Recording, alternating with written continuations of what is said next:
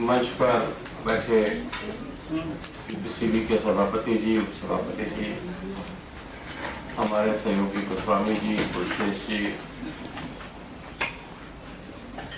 नाबार्ड के deputy GM साहब, अन्य महत्वपूर्ण व्यक्ति,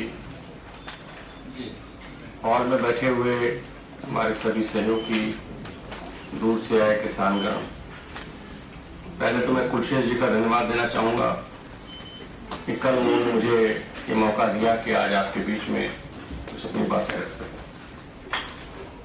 मुझे बहुत अधिक इसमें डीप नॉलेज नहीं है।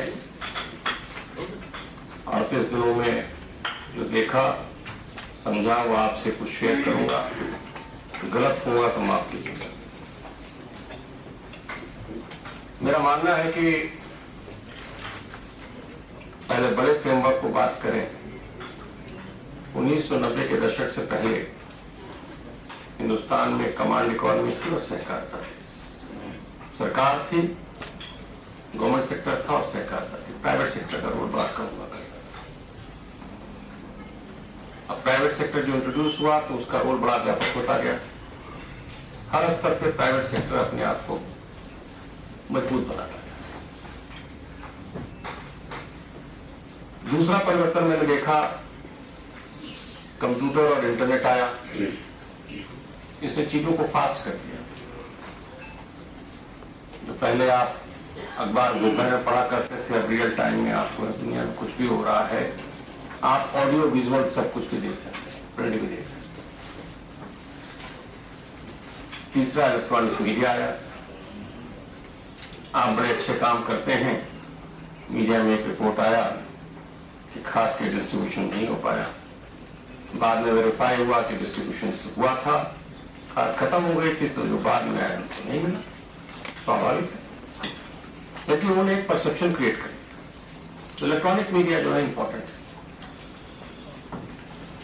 चौथा जो आया वो सोशल मीडिया और आपका मोबाइल फोन, जो स्मार्टफोन जिसको बोलते हैं, कि आप कार में, बस में, सब जगह जहां पे भी रहे तो मैक्सिमम लोग हमेशा इसे देखते रहे। यहां तक कि जो सोशल लाइफ घर के अंदर थी, गांव के बाहर थी, शहरों में थी, वो भी अब सीमित हो गई। तो ऐसी स्थिति में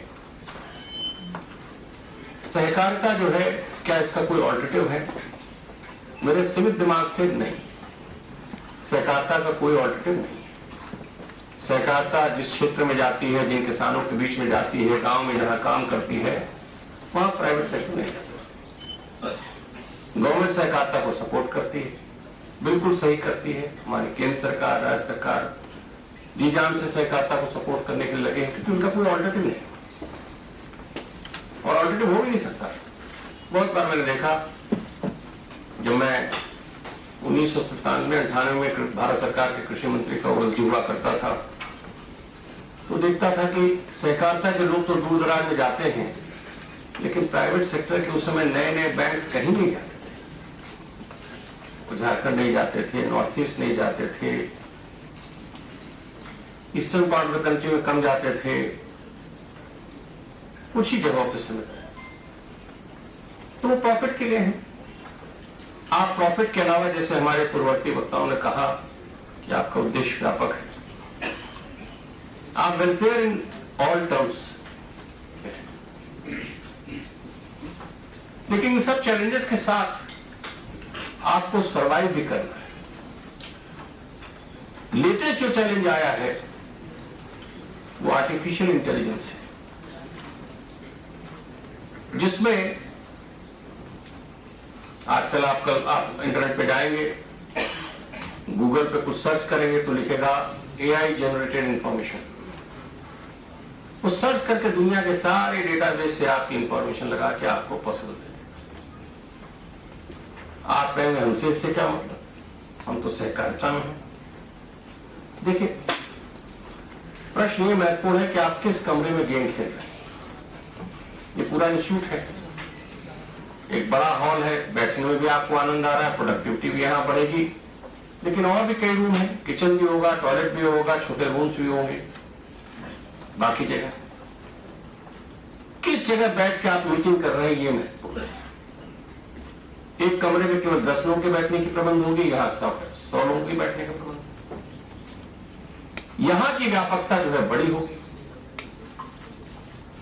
तो जो स्पेस है, चाहे वो रूरल इंडिया हो चाहे अर्बन एरिया हो, उसको सभी लोग प्रॉफिट के लिए कैप्चर करना चाहेंगे। चाहे प्राइवेट सेक्टर कैप्चर करे, चाहे सहकारिता कैप्चर करे, चाहे और कोई संस्थाएं कैप्चर करें।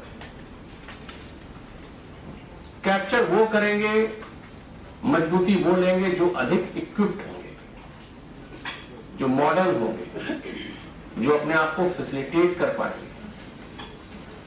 अब आप एक्सप्रेसवे बन गया, एक्सप्रेसवे में एक आदमी साइकिल से जाए या मोटरसाइकिल से जाए, और दूसरा बहुत तेज मूव करने वाली गाड़ी से जाए, फरारी से जाए, तो जो फरारी से जाएगा वो डेस्टिनेशन, आकर्षण भी उसमें रहेगा और वो डेस्टिनेशन कैप्चर भी कर लेगा जल्दी। जो साइकिल से जाएगा वो देर लगाएगा, प्रसन्न रह सकता है लेकिन डेस्टिनेशन कैप्चर नहीं कर पाएगा। तो अब आप बिजनेस वर्ल्ड में देखिए जिसमें सहकारिता का डेफिनेशन अलग है। सहकारिता can not become a private sector but even then there is a competition.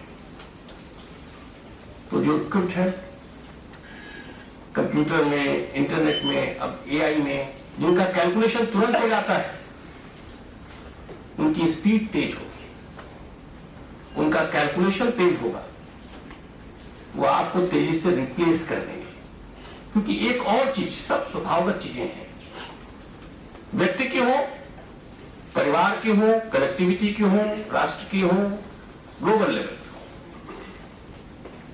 Rational और नॉन रेशनल दोनों तरह की एक्टिविटीज। मैंने पहले देखा था, जो हमेशा होता रहा है, जब गांव में एग्रीकल्चर बेस्ड इकोनॉमी थी तो बहुत कम लोग बंबई और दिल्ली जाते थे, कुछ कलकत्ता जाते थे। ईस्टर्न यूपी की बात कर, अब देखिए तो जिसको मौका मिला वो नोएडा गया, लखनऊ गया, कानपुर गया, चंडीगढ़ गया, बंबई गया, मद्रास गया, हैदराबाद गया, विदेश भी गया। क्या है उसके पीछे? इच्छा है कि हमें आर्थिक मजबूती मिले, जिससे मैं अपने परिवार को देख सकूं और अपना भी अच्छी जिंदगी जी सकूं। तो ये जो आकर्षण है ये उस इच्छा के लिए है। तो सहकारिता तभी मजबूत होगी जब एम्पेक्स में मजबूती आएगी। जब बाकी दुकानें जो खुल रही हैं उनकी जगह जो सहकारिता सर्विसेज दे रही है या गुड्स दे रही है वो बेहतर तरीके से प्रोडक्टिविटी के साथ आराम से देगी, तो मुझे लगता है कि फिर सहकारिता मजबूत होगी। संस्थाएं तब मजबूत होगी जब अगर कंस्ट्रक्शन के क्षेत्र में है तो इतनी बढ़िया करें कि केवल गवर्नमेंट द्वारा नॉमिनेशन ही ना हो, प्राइवेट सेक्टर के लोग भी कहें कि भाई हमारा वाला कंस्ट्रक्शन करते हैं। ट्रेनिंग तब अच्छी होगी जब सहकारिता में गांव के लोग, जितने लोग सिस्टम में हैं वो, और उसके अलावा अन्य प्रदेशों के लोग भी कहें इस इंस्टीट्यूट में हमको ट्रेनिंग कराना है, ये तो इतना बढ़िया इंस्टीट्यूट है कि लाइन लगी रहे लोगों के लिए। उसके लिए मार्केट में आपको स्पेस करना पड़ेगा, केवल बड़े बड़े सिद्धांतों से नहीं, उन सिद्धांतों को अमली जामा पहनाना पड़ेगा। और अमली जामा पहनाने के लिए उन टूल्स को देखना पड़ेगा कि वो है क्या, और उन टूल्स को एक्सेप्ट करना पड़ेगा। और मैं इस बात में कॉन्फिडेंट हूं कि इन टूल्स को आप एक्सेप्ट करेंगे तो आपकी व्यापकता बढ़ेगी, आपका बिजनेस बढ़ेगा, और जिनको आप अफेक्ट करना चाहते हैं, गांव के गरीब किसान जो बोल नहीं सकते, वो आपके पास अधिक उसके लिए आएंगे। एक छोटा सा एग्जांपल, लेकिन महत्वपूर्ण एग्जांपल देता हूं। नॉर्मली देखा जाता है कि प्राइवेट सेक्टर, सहकारिता, गवर्नमेंट सबको कैप्चर कर लेती है, अपना स्पेस ले लेती है, बढ़ाती रहती है, क्योंकि क्वालिटेटिवली अच्छी चीजें अच्छी तरीके से सेल करके कर देती है। जब जब क्राइसिस हुआ, गवर्नमेंट का कोई रिप्लेसमेंट नहीं होता। आपने कोरोना देखा होगा, 2 साल, 2.5 साल, 3 साल, जो सरकारी अस्पतालों में डॉक्टर थे सबसे अधिक काम किए, और यही काम नहीं किए। आप इंग्लैंड का एग्जांपल देखिए तो नेशनल हेल्थ सर्विस उनकी जो है बहुत बढ़िया था, बाकी लोग प्रॉफिट में लगे हैं। तो गवर्नमेंट का और सहकारिता का कोई replacement. Fertiliser distribution, international problems है, सप्लाई जो है वो डीएपी की नहीं हो पा रही, गवर्नमेंट को फेस करना है, गवर्नमेंट को सॉल्व करना है। लगभग 20 से 30% सहकारिता डील कर रही थी, इफ्को से आ रहा था, आपकी समितियों से बढ़ रहा था। मैं केवल सहकारिता के पॉइंट ऑफ व्यू से कह रहा हूं। 3-4 दिन पहले गवर्नमेंट ने निर्णय किया कि जो प्राइवेट सेक्टर बांट रहा है, उसको जो मिल रहा है उसका भी 30% सहकारिता हो जाएगा। आपने मार्केट स्पेस 30% से 60% कर दिया। क्यों किया? ये सभी का है, टीम वर्क है, क्योंकि गवर्नमेंट का विश्वास है कि सहकारिता के जो कर्मचारी नीचे से लेकर ऊपर तक लगे हुए हैं वो फेयर है।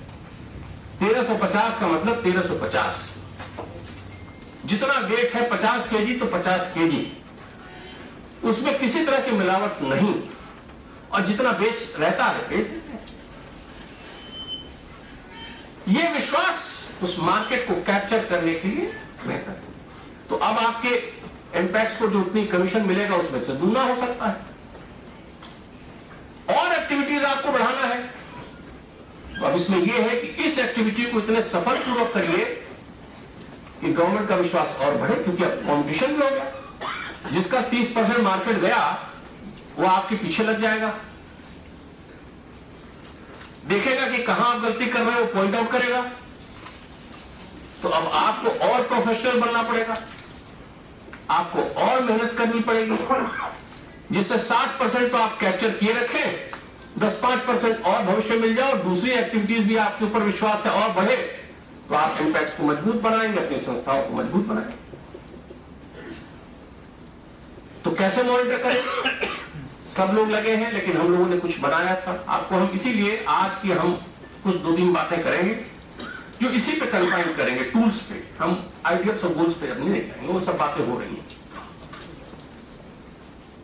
तो हम लोगों ने कहा भाई किसानों को फिर हैंडल किया जाए, क्योंकि डिमांड और सप्लाई, डिमांड आपकी एक्सपेक्टेशन 100% सहकारिता पे। किसी गांव के किसान से पूछेगा तो वो सोसाइटी पे ही आएगा, भले वो मार्केट का 30% है। तो डिमांड जो है 100% सोसाइटी, सप्लाई हमारी 30% थी, दोनों के बीच में गैप था, दोनों के कारण से प्रॉब्लम थी। अब सप्लाई हमारी 60% हो गई। तो 60% पे हम लोगों ने क्यों किया, तो उसके पीछे कई कारण थे। उसमें था एडमिनिस्ट्रेटिवली बेटर मैनेजमेंट करना जरूरी है, क्योंकि ऊपर से सप्लाई इंटरनेशनल रीजंस के कारण से नहीं होता। तो सप्लाई में खतौनी देखना शुरू किया, लाइन लगवाने की जगह टोकन उसी दिन का देना शुरू कर दिया, किसानों को बैठाना शुरू किया, साइकोलॉजिकल हैंडलिंग उसकी शुरू हो गई। सेम डे टोकन, अगले दिन काम नहीं करेगा। पीओएस मशीन की मॉनिटरिंग बैक एंड से फर्टिलाइजर मैनेजमेंट सिस्टम जो है वो करनी शुरू की। अब पीओएस तो बहुत दिनों से यूज हो रहा है, लेकिन बैक एंड पे हम लोग कभी उसको चेक नहीं करते थे। ये एक्सेस एआर कोऑपरेटिव को था या हेडक्वार्टर पे था। अब लगे लोग, लेकिन लिस्ट तो आती थी, इतना लंबा डेटा कैसे हो, उसको दिखाइए जरा सा। तो हमने क्या किया, जो हम आप लोगों को भी कहेंगे, सहकारिता के जितने ऑर्गेनाइजेशंस हैं अगर साथ आएंगे, तो हमने क्या किया, मैं एक प्लेटफॉर्म बना दिया है मैंने पूरे यूपी में। अपने लोगों को जो कहना होता है मैसेजिंग करता हूं। तो अब मैंने आर्टिफिशियल इंटेलिजेंस का यूज शुरू करना प्रारंभ किया, जिससे कि सही डेटा हमारे अधिकारियों, कर्मचारियों, सचिवों को मिल सके। अब आर्टिफिशियल, पहले इधर सुन लीजिए, आर्टिफिशियल इंटेलिजेंस बड़ा व्यापक चीज है। एक चीज होती है डेटा माइनिंग, मैं इंजीनियरिंग का स्टूडेंट नहीं हूं, लेकिन फिर भी थोड़ा बहुत आपसे डिस्कस कर रहा हूं। डेटा माइनिंग, आज का डेटा हुआ, आपने देखा एक्सेल पे डेटा माइन कर लिया, कुछ क्वेरी डाली, वो आ गया डेटा माइनिंग। आर्टिफिशियल इंटेलिजेंस आपके पुराने डेटा के आधार पे आपके फ्यूचर को गाइड करता है, बताता है, प्रेडिक्ट करता है। तो जब प्रेडिक्ट करता है तो आपको अगर पूरा खाद का इशू केवल मैं खाद पे कन्फाइंड हूं, बाकी पे समझ लीजिएगा। तो जब प्रेडिक्ट करता है, उस प्रेडिक्शन में किस जगह कितनी खाद पिछले साल बटी, इस बार बटी, डिमांड में है, उसके हिसाब से अपना सप्लाई आप देखिए। जब ये मैचिंग आपकी साइंटिफिक तरीके से हो जाएगी तो आप उसी हिसाब से एलोकेशन करेंगे, उसी हिसाब से डायवर्जन करेंगे, उसी हिसाब से कंट्रोल करेंगे। तो अभी की डेटा माइनिंग ये तो इनिशियल है, क्योंकि आपके पास रिसोर्सेज नहीं कि आप किसी को एंगेज कर लें। रुक जाइए, शांति से रहिए। आपके पास पैसा नहीं है, आपके पास तरह का मैन पावर नहीं है, तो भी सीमित साधन में कुछ चीजें शेयर करनी है। और मैं तो इसलिए कह रहा हूं कि सारी ऑर्गेनाइजेशन सहकारिता के साथ आएंगी, एक दूसरे से शेयर करेगी, तो क्राइसिस के सिचुएशन में भी एक दूसरे से बेहतर होगी। अब मैं छोटा सा एग्जांपल दिखा रहा हूं, केवल डीएपी पे। खोलिए भाई, डीएपी में पहली लिस्ट क्या है, ये क्या है, ऊपर क्या लिखा है, क्या लिखा है, कोई पढ़ दे उधर से। Sir consolidated customer summary. उसके बाद क्या लिखा है सर? हेडिंग्स है sir, district name, retailer name, buyers address, product, number of transactions and total quantity sir. तो नंबर ऑफ ट्रांजैक्शन कितने हैं, नीचे देखिए 82। ये 82 लोग जो है हमने निकाला, एक एग्जाम्पल लिया आगरा। तो आगरा में डीएपी की 11 तारीख का डेटाबेस निकाल लिया फर्टिलाइजर मैनेजमेंट सिस्टम से। अब 11 तारीख में हमने 3 चीजें देखी, कितने लोगों को एक बार से अधिक बटा उसी दिन, कितने लोगों को 5 बोरा या उससे अधिक बटा डीएपी, और कितनी सोसाइटीज उस दिन खुली। तो अब ये कह रहे हैं कि 82 लोगों को, ये क्या है, 5 लास्ट के 2 है, क्या है, 5 बोरे वाले हैं। Yes sir, number of transactions and total quantity है सर। Total quantity. यस तो नंबर ऑफ ट्रांजैक्शंस में इसमें होगा कि 5 बोरे या उससे अधिक होगा।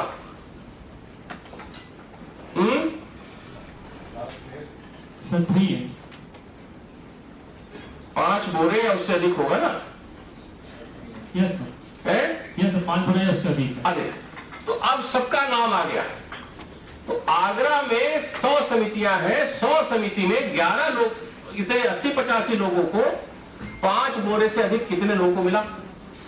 अब एलोकेशन जो है भारत सरकार प्रदेश को करती है, प्रदेश सरकार जो है वो कृषि विभाग जो करता है डिस्ट्रिक्ट्स को, वहां पीसीएफ के गोडाउन पे जाता है और वहां से जिलाधिकारी अपनी पॉलिसी क्राइसिस के लिए बना रहे एग्रीकल्चर से और सहकारिता से मिलके वो सचिवों को करते हैं। तो उनका होगा कि 3 बोरा बांटा जाए कि 5 बोरा बांटा जाए। अब हमको देखना है कि आगरा में कितना बांटे। तो 85 लोगों को 5 बोरा या उससे अधिक मिला, क्वांटिटी लिखी उसमें। तो अब हम पूछ सकते हैं या कोई पूछ सकता है कि भाई जब 3 ही बोरा बंटना था तो 5 बोरा क्यों बटा, 5 बोरा बंटना था तो 10 बोरा क्यों बटा, उसमें 10 और 9 भी होगा, ऊपर लिखा होगा ना 9-10 है, 11-12 लिखा है। तो भाई 12 क्यों बटा, किन सज्जन को 12 बट गया। अभी हम पूरे यूपी में इसको करने जा रहे हैं। आज हमारे लोग बैठे हैं, कल से मैंने डिसाइड किया है कि पूरे उत्तर प्रदेश में हर डीएम, कमिश्नर और सबको, एआर को, डीआर को, सबको हम भेज देंगे, उनके जिले का, उनके डिवीजन का। तो जब भेज देंगे तो ये जो 11-12 बटा है, क्यों बटा है, लेकिन हम अभी डिस्ट्रक्टिव नहीं है, कंस्ट्रक्टिव है। आगे आप करेक्ट कर लीजिए, नहीं तो वी विल इनिशिएट एक्शन। क्योंकि ये डेटा कैप्चर हो गया। तो कहने का मतलब आर्टिफिशियल इंटेलिजेंस के कैलकुलेशन में जो घंटों दिनों लगते, वो सेकंडों में हमारा डेटा जैसे ट्रांसफर हुआ, ये काम हो गया। तो हमारा मैनेजमेंट पहले बेहतर होगा। अब दूसरे पे आइए, दूसरा एक होगा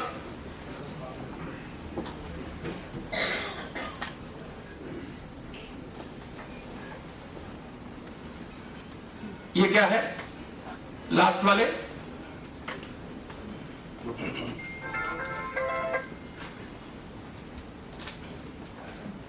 अरे पहले उसको ऑन तो करिए।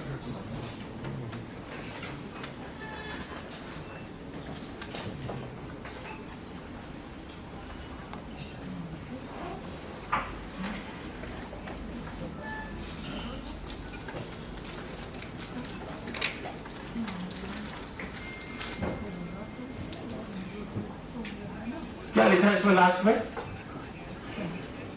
Total quantity. अरे उसके नीचे क्या लिखा है? 10 12 क्या लिखा है? 600। उसके नीचे 351। उसके नीचे 334 सर। ये किसान होंगे। अरे पहली लाइन क्या है सर? टोटल क्वांटिटी है सर।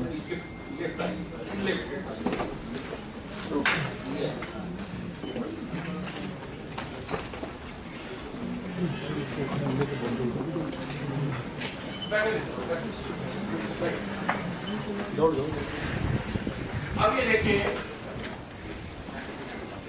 आगरा के नीचे करिए, नीचे करिए, सोसाइटीज 25 सोसाइटी ने बांटा। 100 सोसाइटी थी, 25 सोसाइटी ने बांटा।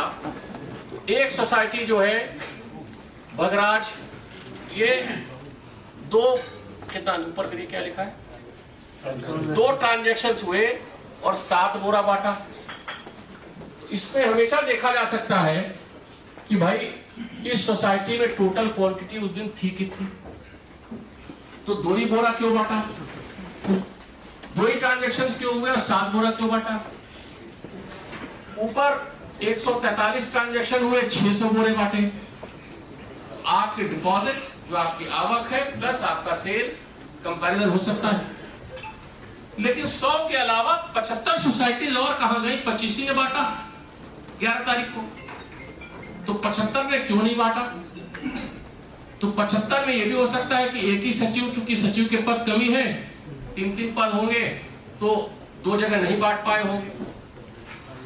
हो सकता है कि उनको किसी ने बुला लिया होगा, हो सकता है वो अपने घर बैठे हो सकता है कोई और कारण हो। तो क्या हुआ कि आर्टिफिशियल इंटेलिजेंस ने, जिसका कैलकुलेशन हमने हेडक्वार्टर में किया अपने ऑफिस में, उसने ये डेटा, और तुरंत मैं जिले में भेजूंगा, तो वहां पे ये कैलकुलेशन नहीं कर पाएंगे क्योंकि बहुत बड़ा डेटा है उसमें से निकालना। लेकिन जब ये मिल गया तो उन सचिवों से पूछेंगे ना कि भाई 75 में क्यों ऐसा हुआ। तो आपकी मॉनिटरिंग बेहतर होगी कि नहीं होगी? नेक्स्ट आइए।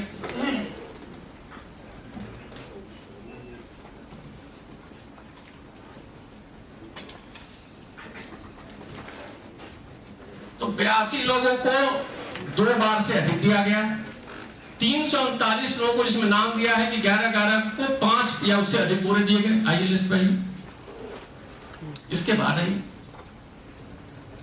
इससे पहले आइए, ये होगा, देखिए नाम गिरवर से यहां के, इनको 7 बोरा दिया गया। इसी तरह से ऊपर आइए, 8 बोरा दिया गया, 11 बोरा, 10 बोरा दिया गया। तो अगर डिस्ट्रिक्ट मजिस्ट्रेट ने पॉलिसी बना दी कि आगरा में हमको 5 ही बोरा बांटना है, तो 11 बोरा, 8 बोरा स्पेसिफिक 100 सोसाइटीज में कैलकुलेट करने के लिए तो आर्टिफिशियल इंटेलिजेंस ने ये डेटा दे दिया। तो अब आप पूछ सकते हैं कि भाई 12 बोरा क्यों बटा, जिससे कि वो रीडिस्ट्रीब्यूशन गरीब किसानों को भी हो जाए। जो मठाधीश है उनको किनारे करके गरीब किसानों को सबको बराबर हो जाए। तो वो भी सोचेगा कि हमें कभी नहीं मिला था, कम से कम 2 ही बोरा मिला, और शासन की इमेज बेहतर होगी।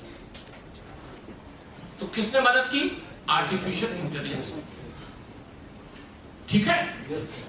अब आप यूज कर सकते हैं कि यूपीसीबी अपने चाहे क्रेडिट के लिए, अपने रिकवरी के लिए, पीसीयू अपने सेल के लिए, परचेज के लिए, ट्रेनिंग के लिए, हेडक्वार्टर अपने कैलकुलेशन के लिए, या जितनी संस्थाएं हैं सॉरी वो सब आपस में किस तरह से आर्टिफिशियल इंटेलिजेंस का यूज कर सकते हैं।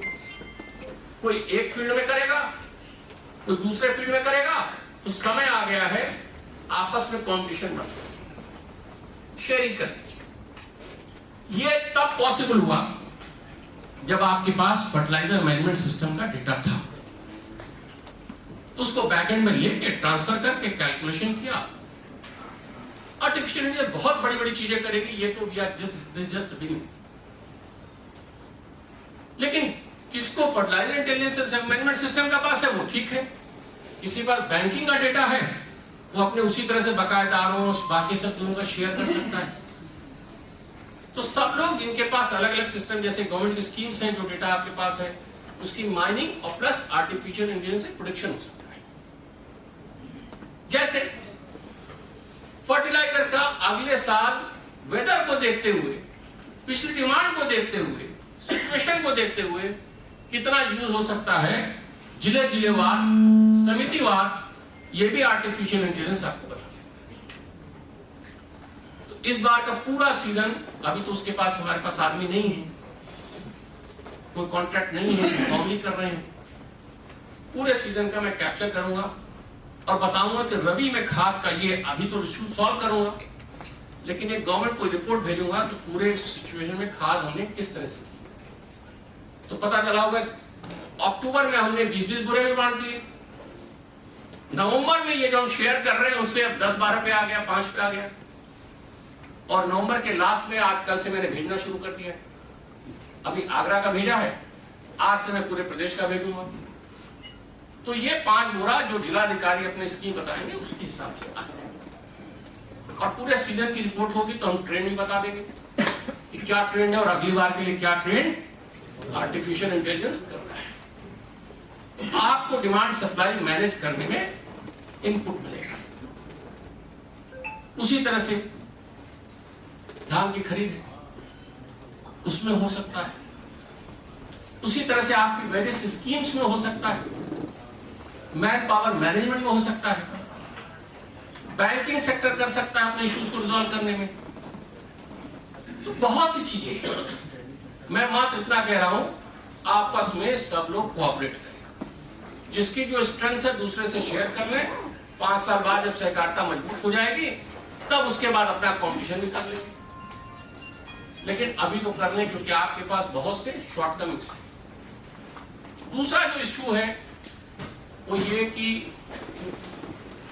कंप्यूटर का और इंटरनेट का मैक्सिमम उपयोग करिए। जब आर्टिफिशियल इंटेलिजेंस से करेंगे तो आप अपने मैन पावर का रिलोकेशन भी कर सकते हैं। अभी जिस सिस्टम में आप काम कर रहे हैं मैनुअली अधिक काम करना पड़ता है, सिस्टम सपोर्ट कम होता है, आप झुंझलाते हैं, आपको लगता है मैन पावर कम है, जो कि है भी बहुत ज्यादा। लेकिन वो मैन पावर जब ट्रेंड आ जाएगी कंप्यूटर में और ये सारी चीजें, तो आप रिलोकेशन भी कर सकते हैं। हो सकता है कहीं पे आपका सॉल्यूशन एक कंप्यूटर ही निकाल दे जाएगा और टीम जो है जहां पे है वहां पे शिफ्ट हो जाएंगे, लेकिन ओवरऑल आपकी प्रोडक्टिविटी बढ़ेगी, आपकी इनकम बढ़ेगी, आपका शेयर बढ़ेगा और किसान जो है खुश होगा। जब उसका पैसा बढ़ेगा तो लोगों का एंगेजमेंट बढ़ेगा, तो जॉब बढ़ेगा, क्योंकि आज आपको 30 से 60% मिला, कल 60 से हो सकता है 75% भी हो जाए, तो आपकी ट्रांसपोर्टेशन से लेके, स्टोरेज से लेके, सेल से लेके, मार्केटिंग से लेके हर चीज आपकी बढ़ेगी। इसलिए आपको एक दूसरे रूप में आना ही पड़ेगा और टेक्नोलॉजी इसका बेस्ट तरीका है। अगला जो काम है, मैंने कहा कि जो कंप्यूटर है और इंटरनेट है, इसका उपयोग जो लोग कर रहे हैं करें। आप ही के पीएसयू में अटेंडेंस भी ऑनलाइन होती है, सिस्टम और बेहतर है, बैंकिंग में बहुत बेहतर है, तो बाकी लोग भी उसको अडॉप्ट करने की कोशिश करें, उसको सीखें। तीसरा जो इंपॉर्टेंट, और ये स्टैंडर्ड है, इसको हम प्रमोट करेंगे, जितना मैक्सिमम होगा करेंगे, लेकिन आपस में नॉलेज शेयरिंग होनी चाहिए। तीसरा जो चीज जिस पे मैं जोर दे रहा हूं, अब देखिए ऐसा है कि पहले आप एक्सपर्ट हुआ करते थे अपनी फील्ड में।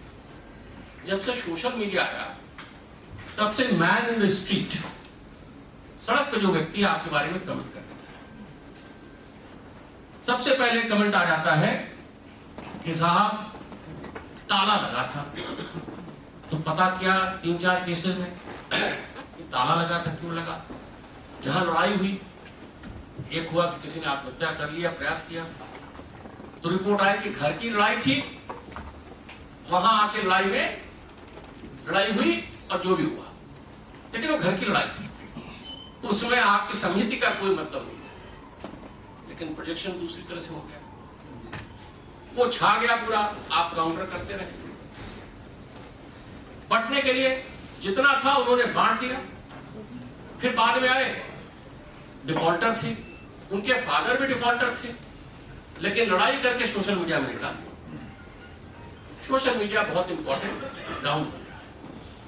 अब दिखाइए, इसीलिए मैंने डिसाइड किया है कि सोशल मीडिया के टूल को आप लोगों में और व्यापकता लाए। अब आप ऑफिशियली फेसबुक पे भी आ रहे हैं, उसके बाद व्हाट्सएप पे भी आ रहे हैं, ट्विटर पे भी आ रहे हैं और यूट्यूब पे भी आ रहे हैं। दिखाइए भाई, वो जो 2-3 चीजें हैं, वीडियोस हैं,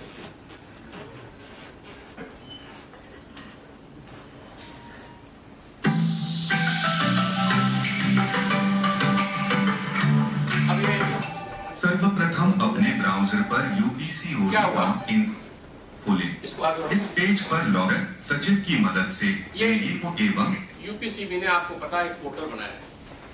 पोर्टल पे डेटा नहीं आता है, अब हम प्रेस कर रहे हैं कि डेटा आ जाए अपने लोगों को होगा, तो फिर इसमें आर्टिफिशियल इंटेलिजेंस का उपयोग सभी डिपार्टमेंट्स के लिए करके उनको समितियों के बारे में और उसके सारे इनपुट्स के बारे में अपने हिसाब से मिलने लगेगा। ये यूपीसीबी ने बनाया, बहुत बढ़िया बनाया। अब ये देखिए कि इसको बोल कौन रहा है, ये आर्टिफिशियल वॉइस द्वारा भरा जाएगा। Artificial voice. तो यदि आप में से किसी को नहीं बोलना है तो आर्टिफिशियल इंटेलिजेंस आर्टिफिशियल वॉइस का यूज करके और जो लिखा है उसको पढ़वा दे, लिखा बिल्कुल सही लिखिए, पढ़वा के और उसको डाल दीजिए, तो प्रचार हो जाएगा। तो गांव का आदमी भी देखना शुरू कर देगा। गांव का आदमी इतने टिकलिश चीजों को नहीं पढ़ेगा, उसको तो वीडियो देखना है, ऑडियो देखना है, वो दिन भर उसी में चिपका रहता है, वो दूसरे तरह की जिंदगी जी रहा है। तो आपके क्लाइंट्स को आप कैसे सरल तरीके से उसी की भाषा में पहुंचा दें, ये आपकी इंपॉर्टेंस उसी पे जाए, इसके अलावा नहीं। नेक्स्ट वीडियो आइए। देश के किसान भाइयों को अब ये नमस्कार। सुनिए, मैं Shrikant Goswami, additional commissioner cooperative management IOD हूँ। साथियों, वर्तमान समय में प्रदेश सरकार के निर्देश पर धान खरीद का काम चल रहा है। उत्तर प्रदेश पीसीओ को आप लोगों का बहुत सहयोग मिला है और इस समय 41 जनपदों में हमारे लगभग 750 सेंटर संचालित हैं और इन सेंटरों पर आप अपने धान को बेच रहे हैं। साथियों, दिनांक 15/11/2024 तक 60,000 एमटी की खरीद पीसीयू में हुई है और जिसका मूल्य 138 करोड़ होता है। 138 करोड़ के सापेक्ष लगभग 205 करोड़ रुपया हमने पीसीयू के जनपदों में अर्जित कर दिया है, ताकि आप लोगों का जो शासन का मुख्य मंशा है कि 48 घंटों में भुगतान आपका हो जाए। धनराशि की कोई कमी नहीं है और 48 घंटों में भुगतान की स्थिति आपके आरटीजीएस खाते जो पीएफएमएस से मैच करा के किया जाता है 123% किया गया। इस प्रकार ऐसा जैसा कि आप लोगों ने पिछले सालों में विश्वास जताया है और जो हमारा लक्ष्य है 12 लाख एमटी का हमें शासन ने दिया है, उस लक्ष्य को पूरा करने के लिए हम तत्पर हैं, हम आपके साथ हैं। हमारे सभी सेंटरों पर सभी प्रकार की सुविधाएं की गई हैं। किसी प्रकार की कोई कमी है तो खाद्य विभाग का जो टोल फ्री नंबर उस पर आप बात कर सकते हैं, या जो पीसीयू का जो टोल फ्री नंबर है उस पर बात कर सकते हैं। कोई किसी भी शिकायत के संबंध में आप हमको किसी भी समय अवगत करा सकते हैं। इस संबंध में जो पीसीयू का टोल फ्री नंबर है मैं आपको शेयर कर देना चाहता हूँ। पीसीयू का जो कंट्रोल रूम का नंबर है 0522400457। इसी प्रकार की कोई आप समस्या आपको आपके खाते में आपकी धनराशि नहीं गई है या 48 घंटे से ज्यादा जो होता है तो आपको धनराशि नहीं आती है, तो इस नंबर पर आप हमको बता सकते हैं ताकि हम आपकी समस्या का समाधान कर सकें। धन्यवाद, नमस्कार। अब देखिए, धान खरीद में 3 अपनी ऑर्गेनाइजेशन लगी थी, PCU, UP PCF, UP SS और पीसीएफ। इन तीनों के एमडी और ईडी ने अपना ये डाल दिया और हर हफ्ते डालेंगे। किसान को पता है कि हमें इस रेट पे बेचा तो 48 घंटे का हमारा बकाया नहीं, आरटीजीएस में चला गया। जिसका नहीं गया वो कांटेक्ट नंबर पे शिकायत करेगा। बीच के बहुत से ब्रोकर्स ये कि दिलवा देंगे, करा देंगे, गरीब आदमी उसको पता नहीं क्या प्रोसीजर है, उसको आरटीजीएस और बैंकिंग और पासवर्ड और this and that, it's all new to him. ऐसी स्थिति में उसका खाते में जब पैसा चला गया तो बीच के लोग उसका एक्सप्लॉयटेशन नहीं कर पाएंगे। और जो बीच के हमारे अधिकारी कर्मचारी भी हैं वो भी प्रोफेशनल रहना उनकी बाध्यता होती है, कंपल्शन। जब हम ऊपर से ही स्टैंडर्ड फिट कर दे रहे हैं तो बीच और नीचे सबको उसी में फॉल इन लाइन करना पड़ेगा। जो फॉल इन लाइन नहीं होगा वो गवर्नमेंट सिस्टम में आप जानते हैं जो तरीके हैं सही नियमानुसार वो फॉलो करेंगे तो सिस्टम ट्रांसपेरेंट हो। जब सिस्टम ट्रांसपेरेंट होगा तो किसान का आपके ऊपर विश्वास होगा। ये ट्रस्ट अर्न करना बहुत बड़ी चीज है। सड़क वाले को पता होना चाहिए कि अंदर जो लोग बैठे हो क्या बात कर रहे हैं। अगर उनको पता है कि अंदर वाले बात सही कर रहे हैं तो शिकायत कभी नहीं होगी। जेवर एयरपोर्ट के फर्स्ट फेज का मैं कलेक्टर गौतम बुद्ध नगर था। मैं कभी एसडीएम के बाद न सीधे डीएम बना, बीच में न एडीएम बना, न सीडीओ बना, न सिटी मजिस्ट्रेट बना, क्योंकि बाहर डिपुटेशन पे था। तब भी जो है लैंड एक्विजिशन एक्ट जो आया उसका जिस ट्रांसपेरेंट तरीके से हुआ तो 4,500 करोड़ बटा। मैं हिंदुस्तान का अकेला कलेक्टर हूं जिसने इतने बड़े मेगा प्रोजेक्ट को स्टार्ट किया और फिनिश किया फर्स्ट फेज को। फर्स्ट फेज का लैंड एक्विजिशन, और आज भी एक किसान शिकायत नहीं करता। उसका रीजन है कि ट्रांसपेरेंसी सिस्टम। वो आता था, खुद ही बटन दबाता था और खुद ही उसका पैसा जाता था और मैं उसका सारा वीडियोग्राफी करता था। कहने का मतलब सोशल मीडिया पे अब आपको आना पड़ेगा। एक और होगा जो एआर साहब ने बनाया है काउंटर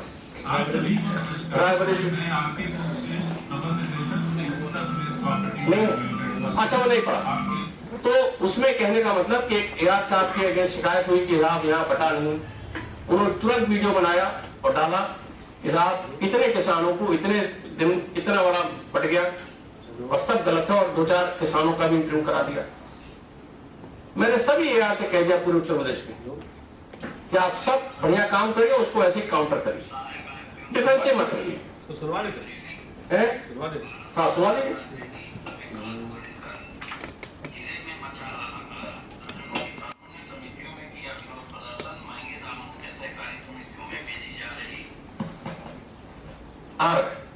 किसानों ने खुदरा मूल्य से ज्यादा रुपए लगाने का आरोप, सरकारी खाद की दुकानों में महंगे दाम में मिल रही खाद का आरोप अकबरपुर पछवाड़ समिति पर लगाया गया, जो गलत है।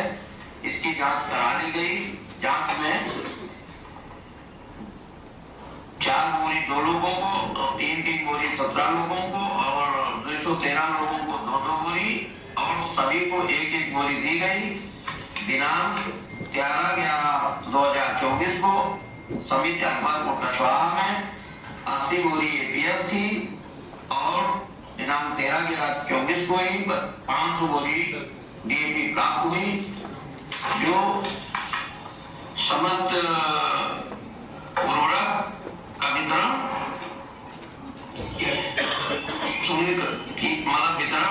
किया गया है, जो निर्धारित दरों पर किया गया।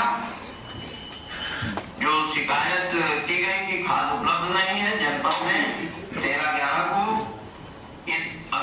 पछवाड़ समिति में खाद उपलब्ध थी जो निर्धारित दरों पर ही बेची गई।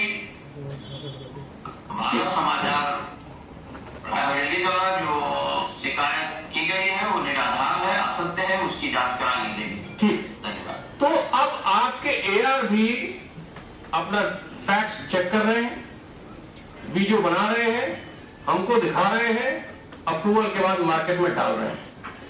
तो ट्रेडिशनल तरीका तो वही है, एक मॉडर्न एग्रेसिव तरीका आज के प्लेटफॉर्म पे। अब ये आपको देखना है कि उनका तो एक इशू था, आपके इशू में कैसे कस्टमाइज होगा। दो तरीका बताया, तीन तरीका।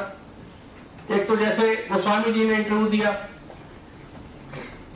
यूपीएसएस के एमडी साहब ने इंटरव्यू दिया, वो अपना माल जो धान खरीद रहे हैं उसके लिए दिया।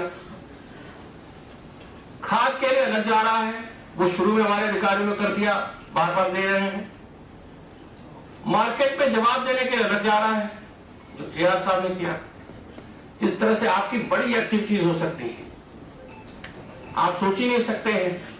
गोस्वामी जी ने ये आपका जो कॉन्फ्रेंस रूम है सहकारिता भवन का, उसका भी लगा दिया कि भाई 30,000 रुपए में आपको मिल रहा है।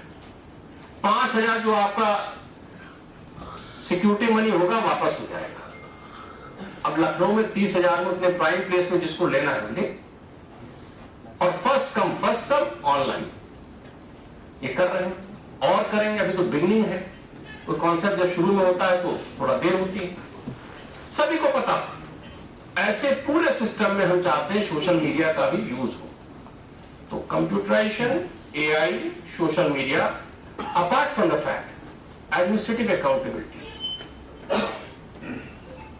वो अलग से मैं कई बार बोल चुका हूं, इसलिए उस पर नहीं जाऊंगा। बिल्कुल फेयर और ट्रांसपेरेंट। हम आप रूल के अंदर में, जो अल्टीमेट है वो रूल है, जिसने वायलेशन किया वो समझे कि उसके लिए फिट अच्छे दिन नहीं रहेंगे। फेयर और ट्रांसपेरेंट, मठाधीशी करने के लिए नहीं आए। We are public servant. जैसा गवर्नमेंट कहे, गवर्नमेंट के विश्वास को लेके, ऑनरेबल सीएम साहब ने कहा बढ़िया काम होना चाहिए, कि वर्ड अच्छा काम होना चाहिए, तो अच्छा काम होना चाहिए, तो हर तरह से होना चाहिए। This can not be misused. ये अकाउंटेबिलिटी होनी चाहिए, चाहे बैंकिंग सेक्टर हो, चाहे नॉन बैंकिंग सेक्टर हो, चाहे टैक्स हो, चाहे आपका यहां पे हो, सभी जगह। उसमें बोनाफाइड ही गलती हो जाती प्रशासन में, उसमें कोई ध्यान नहीं हो जाता। मेलाफाइड नहीं होना चाहिए, किसी को दादा नहीं बनना चाहिए। मैंने उत्तर प्रदेश को, मैं दिल्ली में सेटल हूं, लखनऊ में भी हूं, और ईस्टर्न यूपी में आगे बढ़ पैदा हुआ और इलाहाबाद में पढ़ाई की। पूरा शेड देखा है। हिंदुस्तान में पहली बार स्टैटिक वीडियो कैमरा बागपत में हमने लगवाया था। मेरा कॉन्सेप्ट था, मैं इलेक्शन कमीशन में गया था और पढ़ा था, इलेक्शन कमीशन ने मॉडल बेसिस पर उसको रखा था। 120 जगह रिपोर्ट हुआ था 98 में। तो ये सब चीजें मुझे लगता है डीडीए में इसी तरह से बड़े काम हुए, बाकी हुए। कहने का मतलब ये है, ट्रांसपेरेंट तरीके से नई टेक्नोलॉजी जिसको जोड़ दे रहा हूं, आपस में सामंजस्य करिए। ये इनके साथ बैठे, ये इनके साथ बैठे, ये इनके साथ बैठे, अपने जो अच्छी चीजें हैं शेयर करें, और उन शेयर में जो 3, 4, 5 साल में आप आगे बढ़ जाएंगे, फिर आप अपना नई पॉलिसी कास्ट करिएगा। ये डायनेमिक प्रोसेस है।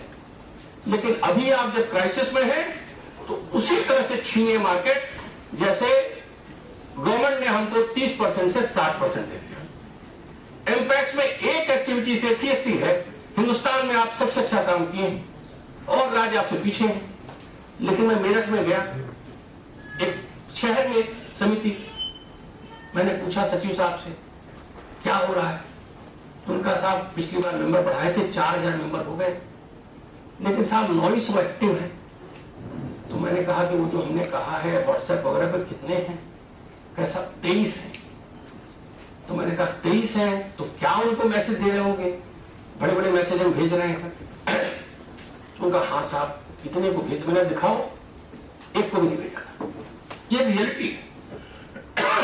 चैलेंज ये है कि वहां का निर्णय ग्रासरूट लेवल पे कैसे फास्ट और सही तरीके से जाए, और वहां का निर्णय किसान को जाए। मैंने क्या रखा है, कि लोकल लेवल पे सचिव इस समिति को बताएंगे अपने वीडियो में, उसमें जो उनका व्हाट्सएप ग्रुप है, किस तारीख को समिति बंद रहेगी और किस तारीख को खुलेगी। गांव का किसान 5 किलोमीटर दूर चल के ना आए कि देखे कि वहां ताला बंद है, उसके पास बहुत से काम है। उसको अपने घर पे पता चल जाए कि साहब समिति किस तारीख को खुलनी है, किस तारीख को नहीं खुलनी। और बाकी एक्टिविटीज और है, डालिए। उसकी इच्छा होगी तो आएगा, खाद खरीदेगा, उसकी इच्छा होगी धान बेचेगा, उसकी इच्छा होगी आपकी दुकान लेगा, उसकी इच्छा होगी आपको और आपके यहां से खतौनी की कॉपी, खसरे की कॉपी लेगा, पैसा जमा कराएगा। अगर आप अच्छी सर्विसेज देंगे तो करेगा। तो ये जो मैसेजिंग है इलेक्ट्रॉनिक तरीके से एक नया प्लेटफॉर्म बना है, उसके घर तक जाना चाहिए। ये हमारा एंड यूज होना चाहिए। ये सभी ऑर्गेनाइजेशंस की होनी चाहिए जो सहकारी उसमें है, सहकारिता। इसी पे हम लोग प्रयास कर रहे हैं, सब लोग मिलकर कर रहे हैं, बड़ा अच्छा कर रहे हैं और सब पॉजिटिव दिखाई पड़ रहे हैं। ये एक और अच्छा इंडिकेशन है। इसमें हम लोग एक कमिटेड तरीके से आगे जितना हो बेहतर करे जाए और एआई का यूज मैं फिर से कहूंगा सारी ऑर्गेनाइजेशंस अच्छी तरीके से अपनी प्रोडक्टिविटी को बढ़ाने के लिए, अपनी फेयरनेस, अपनी ट्रांसपेरेंट के लिए करना शुरू।